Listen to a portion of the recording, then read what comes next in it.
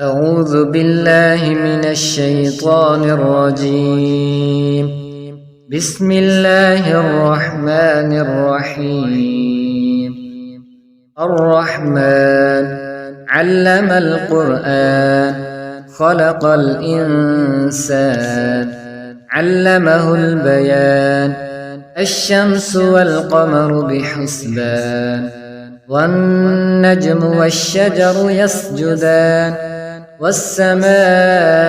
رفعها ووضع الميزان ألا تطغوا في الميزان وأقيموا الوزن بالقسط ولا تخسروا الميزان والأرض وضعها للأنام فيها فاكهة والنخل ذات الأكمام والحب ذو العصف والريحان فبأي آلاء ربكما تكذبان خلق الإنسان من صلصال كالفخار وخلق الجان من مارج من نار فبأي آلاء ربكما تكذبان رب المشرقين ورب المغربين فبأي آلاء ربكما تكذبان مرج البحرين يلتقيان بينهما برزخ لا يبغيان فبأي آلاء ربكما تكذبان يخرج منهما اللؤلؤ والمرجان فبأي آلاء ربكما تكذبان وله الجوار المنشآت في البحر كالأعلام فبأي آلاء ربكما تكذبان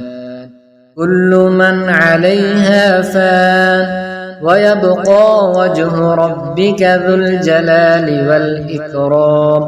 فبأي آلاء ربكما تكذبان يسأله من في السماوات والأرض كل يوم هو في شأن فبأي آلاء ربكما تكذبان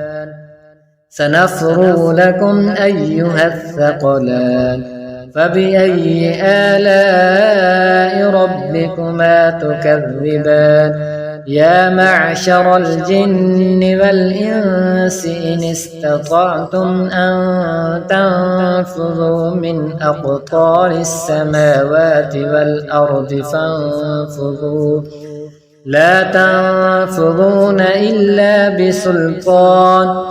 فبأي آلاء ربكما تكذبان يرسل عليكما شواظ من نار ونحاس فلا تنتصران فبأي آلاء ربكما تكذبان فإذا انشقت السماء فكانت وردة كالدهان فبأي آلاء ربكما تكذبان فيومئذ لا يسأل عن ذنبه إنس ولا جان فبأي آلاء ربكما تكذبان يعرف المجرمون بسيماهم فيؤخذ بالنواصي والأقدام فبأي آلاء ربكما تكذبان هذه جهنم التي يكذب بها المجرمون يطوفون بينها وبين حميم آن فبأي آلاء ربكما تكذبان ولمن خاف مقام ربه جنتان فبأي آلاء ربكما تكذبان ذواتا أفنان فبأي آلاء ربكما تكذبان فيهما عينان تجريان فبأي آلاء ربكما تكذبان فيهما من كل فاكهة زوجان فبأي آلاء ربكما تكذبان متكئين على فرش بطائنها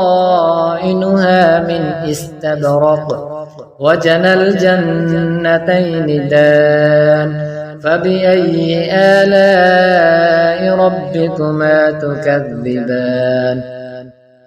فيهن قاصرات الطرف لم يطمثهن إنس قبلهم ولا جان فبأي آلاء ربكما تكذبان كأنهن الياقوت والمرجان فبأي آلاء ربكما تكذبان هل جزاء الإحسان إلا الإحسان فبأي آلاء ربكما تكذبان ومن دونهما جنتان فبأي آلاء ربكما تكذبان مدهامتان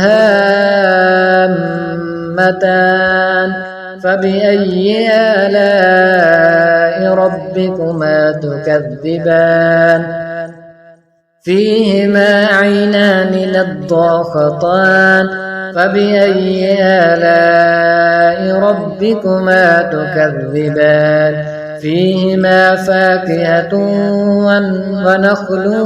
ورمان فبأي آلاء ربكما تكذبان فيهن خيرات حسان فبأي آلاء ربكما تكذبان حور مقصورات في الخيام فبأي آلاء ربكما تكذبان لم يطمثهن إنس قبلهم ولا جان فبأي آلاء ربكما تكذبان متكئين على رفرف خضر وعبقري حسان فبأي آلاء ربكما تكذبان تبارك اسم ربك ذي الجلال والإكرام